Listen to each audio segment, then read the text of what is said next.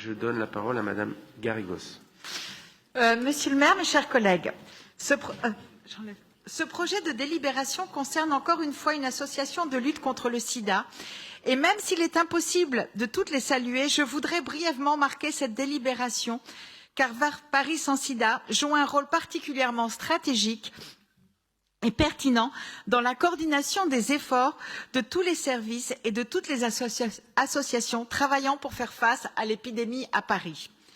Comme je le disais à l'instant, l'épidémie de sida n'a pas disparu à la faveur de celle du Covid-19, mais elle reste peu perçue par le grand public, notamment parce qu'elle est concentrée sur certains publics prioritaires.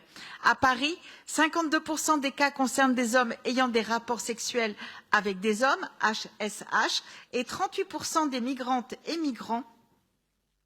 Ces deux populations concentrent donc 90% des situations, ce qui explique leur caractère prioritaire s'agissant de la prévention et du dépistage. Nous en sommes désormais à la phase 6 de la stratégie vers Paris sans sida, qui doit nous permettre de réaliser les objectifs que nous nous sommes fixés dans le cadre de l'ONU-SIDA, les 3,90 puis 3,95. 95% des séropositivités détectées, 95% de personnes dépistées mises sous traitement et 95% de ces dernières doivent avoir une charge virale indétectable. Et force est de constater que malgré les formidables progrès permis par l'approche partenariale, la crise sanitaire a entraîné un retard considérable dans la prévention combinée.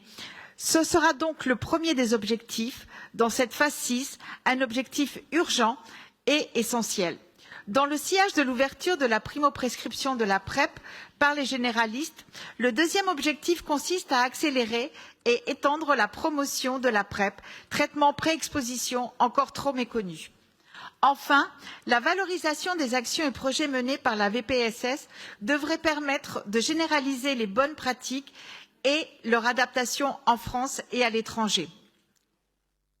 Cette approche méthodique, déterminée, ambitieuse représente une montée en puissance considérable pour la lutte contre le sida à Paris depuis la mise en place de l'association. Et je salue ici notamment l'engagement de Rémi Ferraud, membre du conseil d'administration depuis 2014. Je voudrais ici également remercier tous les acteurs publics et associatifs mobilisés dans le 20e pour justement prévenir et lutter contre cette épidémie de VIH. Tout d'abord, le centre médico-social de Belleville, qui prend en charge les étrangers, quel que soit leur statut, et répond ainsi à une exigence de santé publique absolument essentielle. Et je voudrais également remercier toutes celles et tous ceux qui se sont mobilisés à l'occasion du 1er décembre, que ce soit pour former les personnels d'accueil des centres d'urgence ou pour faire un centre de dépistage sur le parvis de la mairie du 20e. À elle et avec elle et avec eux, nous allons continuer des actions tout au long de l'année parce que le sida, nous devons le combattre ensemble. Et parce que l'objectif de sortir de l'épidémie d'ici 2030 à Paris reste possible, parce que le travail partenarial orchestré par l'association est essentiel, je nous invite à apporter notre soutien à l'association Vers Paris sans sida et donc à voter cette délibération. Je vous remercie.